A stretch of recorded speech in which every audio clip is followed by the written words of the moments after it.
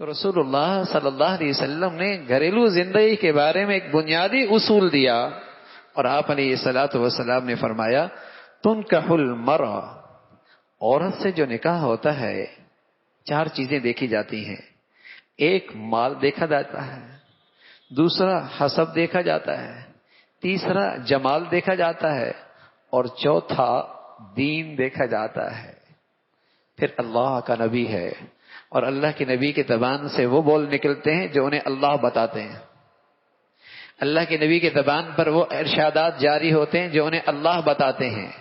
رسول اللہ صلی اللہ علیہ وسلم نے پھر آگے بات فرمائی فاظفر بذات الدین، فاظفر بذات الدین، اگر تیرے نظر میں درجین دین قابل ترجیح ہوا تو پھر تو کامیاب ہو گیا۔ اگر دین تیرے نظر میں قابل ترجیح چیز بن گئی پھر تو کامیاب ہو گیا۔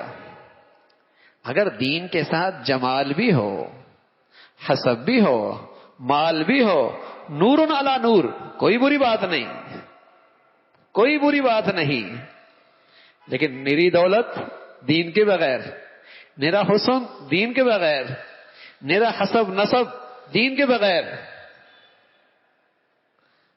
تو ایک تابعی، ان کی خدمت میں ایک شخص آیا اور آ کر کہنے لگا کہ میں اپنی بیوی اور بیوی والوں کے بیوی کے خاندان میں ایسا ہوں شاید مجھ سے زیادہ گھٹیا کوئی نہیں ہوگا، بڑا مجھے رسوا کیا جاتا ہے، بڑے مجھے ذلیل کیا جاتا ہے۔ یہ حضرت سفیان ابن عیینہ، ان کے خدمت میں ایک شخص آیا کہ میں اپنی بیوی کے ہاں اور اپنی بیوی والوں کے ہاں بڑا ذلیل و رسوا ہوں۔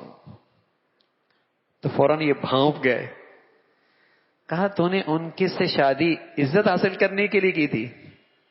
کہا بڑے شان و شوکت والے تھے۔ میں نے کہا کمزور آدمی ہوں، کمزور گھرانہ ہے، تعلقات بڑے ہو جائیں گے، بڑے تعلقات بن جائیں گے۔ تو فرمانے لگے جو عزت کے لیے یہ کرتا ہے اللہ اسے رسوا کرتا ہے، جو مال و دولت کے لیے کرتا ہے اللہ اسے فقیر بنا دیتا ہے، اور جو دین کی خاطر کرتا ہے اللہ دین بھی دیتا ہے، اللہ روزی بھی دیتا ہے، اللہ دین بھی دیتا ہے، روزی بھی دیتا ہے۔ تو اس ازواجی زندگی کی خوبصورتی، اس عمارت کی بنیاد کس پہ کھڑی ہے؟ کیا ترجیح کیا تھی؟ چلو اب تو شادی ہو گئی، تو میاں شادی کے بعد بھی تو پہلی ترجیح دینداری بنائی جائے۔ جب تک وہ مرد کچھ بھی کرتا رہے عورت کو بھی فکر نہیں ہوتی، لیکن جہاں معاملہ اس کی ذات کا آتا ہے اب اسے پریشانی شروع ہو جاتی ہے۔ تو میاں پہلے اس کی دینداری کی فکر کیوں نہیں کی؟ وہ عورت کچھ بھی کرتی رہے، جب معاملہ اس شوہر کی عزت کا آ جاتا ہے اب اسے فکر ہوتی، ارے میاں پہلے اس کی دینداری کی فکر کیوں نہیں کی؟ پہلے اس کی دینداری کی فکر کیوں نہیں کی؟ اس لیے کہ اللہ کا پیغمبر کہہ رہے دین کے بغیر گھریلو زندگی نہیں کامیاب ہو سکتی۔ ڈگریوں سے تھوڑی گھر بنتے ہیں بھائی، پیسوں سے تھوڑی گھر بنتے ہیں، دولت سے تھوڑی گھر بنتے ہیں، اسٹیٹس سے تھوڑی گھر بنتے ہیں، فرنیچر اور اچھے ٹائلوں سے اور اچھی آمدنیوں سے تھوڑی گھر بنتے ہیں۔ اگر اس سے گھر بنتے تو آج مغرب کے ہر دوسری عورت کو طلاق نہ ہوتی، ہر دوسری عورت کو طلاق نہ ہوتی، اور اونچے اور خوشحال گھرانوں میں طلاق اور خلا کی آواز نہ آتی۔ کبھی عدالتوں کا رخ ہو، سنیے ذرا کسی وکیل سے بتائے گا کہ 99% کیسز عدالتوں میں طلاق اور خلا کے ہیں، 99%۔ کس طرف ہمارا معاشرہ جا رہا، کس بربادی اور ہلاکت کی طرف۔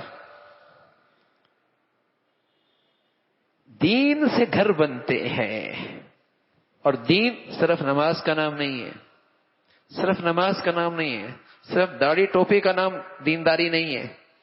دین نام ہے، خلوت ہے، تنہائی ہے، تاریکی ہے، قانون کے رس سے دور ہے، دنیا کے نظروں سے اوجھل ہے، اللہ کا خوف اسے دامن گیر ہے، کسی کا حق نہیں ضائع کرتا۔